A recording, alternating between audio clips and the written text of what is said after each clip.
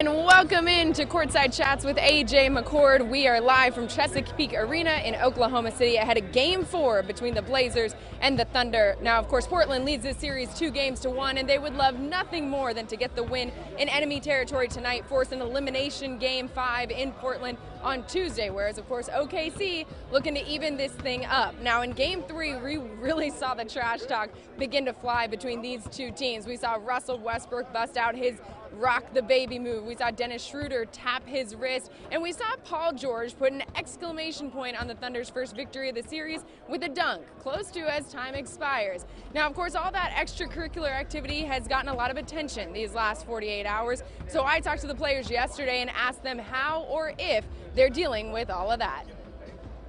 Do everything to get under a player's skin, but like I said, I think Dame and CJ doing a very, very good job. Just stay cool, stay calm, and then just focus on what they need to focus on. He's not gonna get under my skin.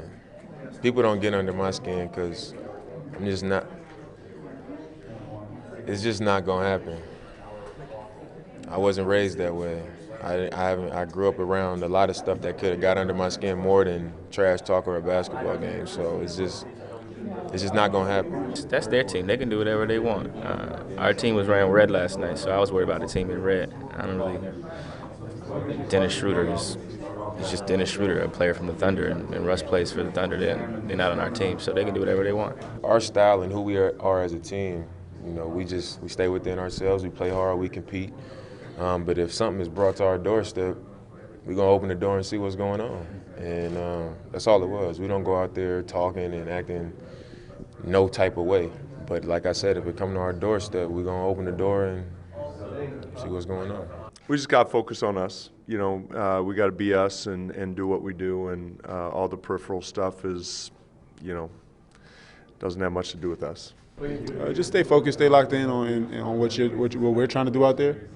And I think that's it, Like in this game, there's going to be a lot of different things thrown at you at different times, and you just got to be prepared for all of it. And, it's a war out there, so we just got to focus on our mission. We are joined now by the Dean, Carrie Eggers of the Portland Tribune. So, Carrie, how excited are you for this game tonight? Next question.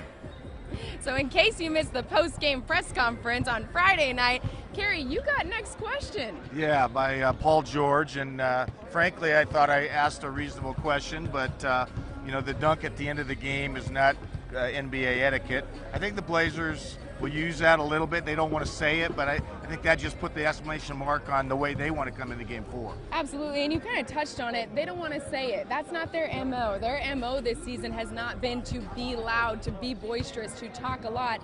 It is the Thunder's, though. So how do you think, who's going to win that battle tonight? Yeah, I don't think the Blazers have to win that battle. They have to win it on the court. That, as Damian said, that's not our style. We're going to play basketball. I honestly think Portland is a better team after watching the teams of 3 games, AJ, and really come out and play their game. I think they're going to win this game.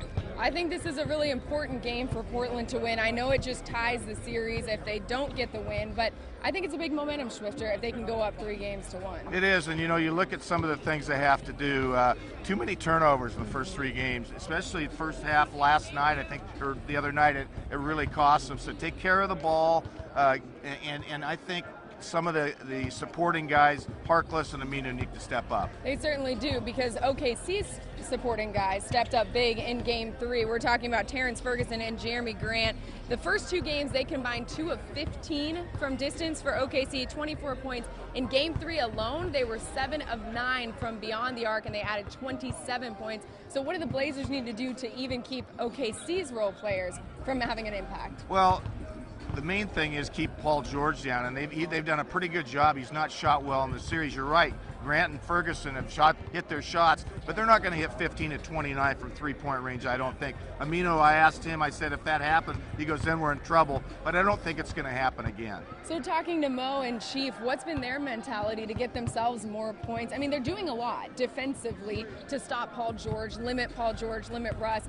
But you're right, they do need to get going offensively. Well, the thing is going to happen, AJ, is OKC is going to double Damian almost every time. So in that case, if it's a Minu's guy, he's got to hit his shot. If it's Harkless guy, he's got to hit his shot. Both of those guys are going to only get limited opportunities, but they have to make the most of them. They certainly do. Now, you talked a little bit about Dame getting double teamed. They've been trying to do that this entire series. In particular, in Game 3, they tried to do it the entire game. But in the third quarter, Dame pretty much shook off any defender coming his way, went off for 25 points, which is the most points he's ever scored in a playoff quarter. And I asked him earlier today, what's it going to take to get more than 12 minutes of him being able to shake the defenders like that? This is what he had to say.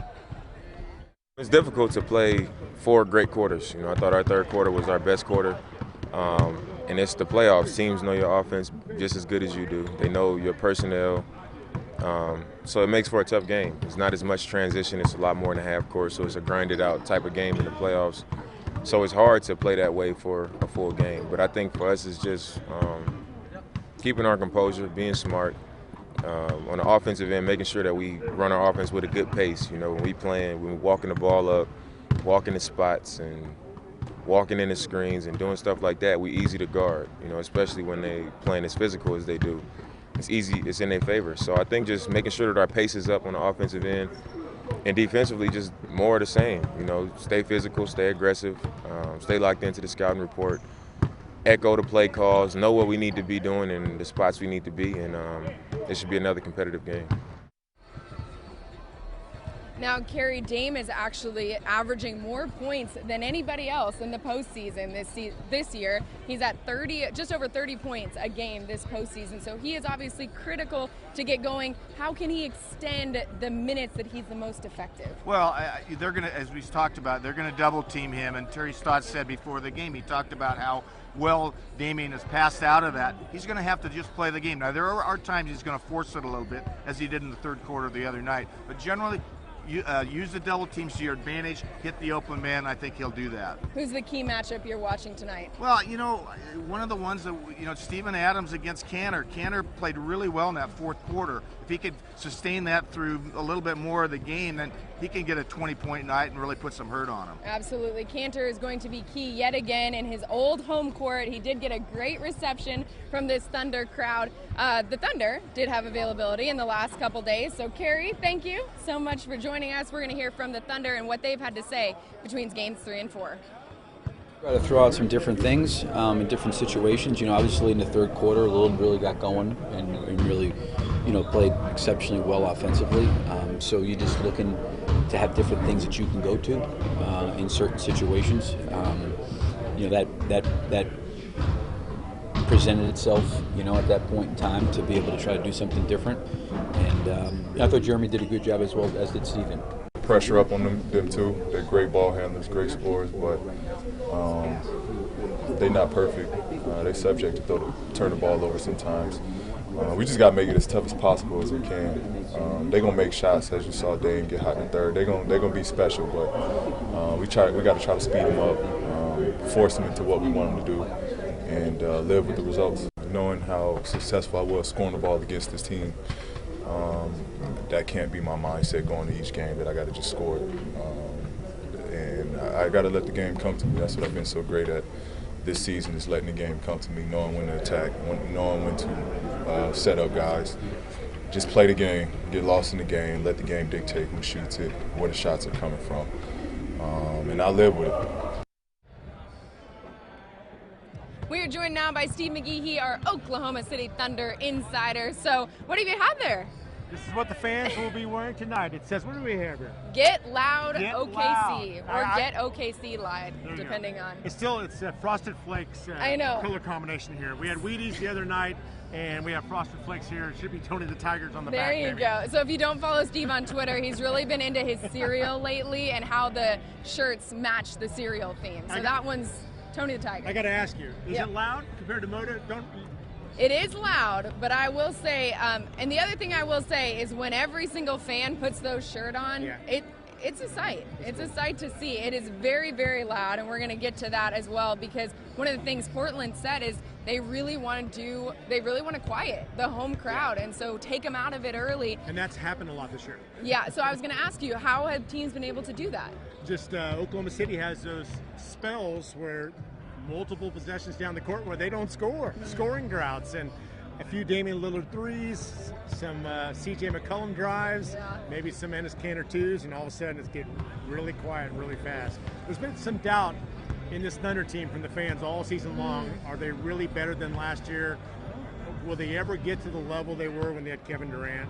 So there's some doubt in the fans. And when the team first got here 10 years ago, it was phenomenal. The town loved it, you know. But now it's kind of, you know, they've been in the playoffs like 9 out of the last 10 years. So kind of the newness is kind of worn off a little bit. So they're not as loud as they were, say, 5 years ago. But they're still pretty loud. But you can quiet them down by, if Oklahoma City doesn't score, that's priority number one, to get the crowd to be on the seats and not stand up. And that's exactly what Dame and Terry Stott said earlier today. Now, we heard from Paul George. He said he is more than happy to let the game dictate who shoots the ball, who has the hot hand. But this is a guy who averaged 38 in the regular season against the Blazers. I think he's averaging about 25 this series. So what is different? Let the game come to him, I think is what he said. And it hasn't come to him so far in game 1, 2, or 3. I'm not sure if it's a shoulder.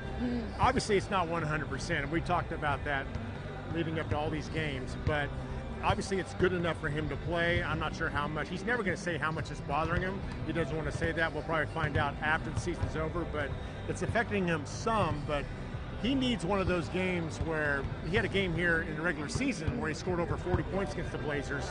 So Oklahoma City will definitely take one of those games tonight. I don't know if it's going to happen, though, but for whatever reason, he hasn't been able to get into a rhythm, into a flow, to where he's scoring on a continuous basis like he did sometimes this season. So in his place of scoring, a couple of guys did step up in Game 3. Grant and Ferguson in particular had 27 points. How important is it for the role players of OKC to get hot? Well, Russ and Paul George all season long are pretty much saying the X-Factor guy is Jeremy Grant. I think he had, if my math is right, he had 13 combined points in the first 2 games. Then he had 18 the other night. Finally knocked down his first 3 in the series. I think that was kind of scripted in there for Jeremy Grant to take a corner 3 to start the scoring for Oklahoma City. But he's the X-Factor. Jeremy Grant 1, Dennis Schroeder 2.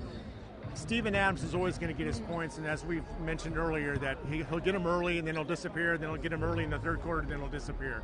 But Jeremy Grant, I think, is probably the difference maker if Oklahoma City is going to win this game tonight. And the Blazers have said they have to defend a little bit differently now that they know that Grant and Ferguson are deep threats and that they do have a hotter hand than they did in Game 1 or 2. They doubt, and maybe that'll open up some shots for Paul George, or maybe open up the lane for Russell Westbrook. That's what they want. They want guys knocking down shots, so that'll leave the lane wide open for Russ to do a drive and score or drive and dish for a dunk. Because Russell Westbrook loves nothing more than picking up a whole head of steam and then slamming it in the basket. So thank you so much for joining us. Those Russell buckets, in particular, the ones that get this crowd going so loud here in Oklahoma City. I asked Dame and Terry Stotts how to quiet this Oklahoma City crowd down. Here's what they had to say.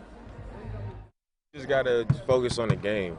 You know, I think we did a pretty good job of just focusing on the game. We, you know, down 10 at half. We came out, we just kept playing. We didn't panic and, you know, buy into the crowd and what they were saying and how loud they were. We just kept playing, and I think that gave us a chance. So if we do us, you know, those types of things will happen. You know, to not allow the crowd to get into it so much. And, you know, I guess you can limit what the home court advantage is. Well, anytime you're on the road, when you can quiet the crowd, I mean, that's as a player, that's always a good moment. It's in some ways it's as good a moment as, you know, getting your crowd at home fired up with a shot. So, you know, quieting a crowd that's making a run, that's a great part of our game. Now, obviously, the Blazers have home court advantage, so they don't have to win a single game here in Chesapeake Arena to get the series win tonight. But the Blazers are riding an 8-game road playoff losing streak, so they would love to get that monkey off their back tonight, get a win in Oklahoma City, and force a Game 5 elimination game back in Rip City on Tuesday night. Of course, we'll be here for all of it. We're expecting another fantastic crowd, another great atmosphere, and I'm sure a little bit more chirping from 2 of the best point guards to play the game. So for now, from Courtside Chats, I'll send it out, but we'll have much more on Game On later tonight after the game. See y'all later.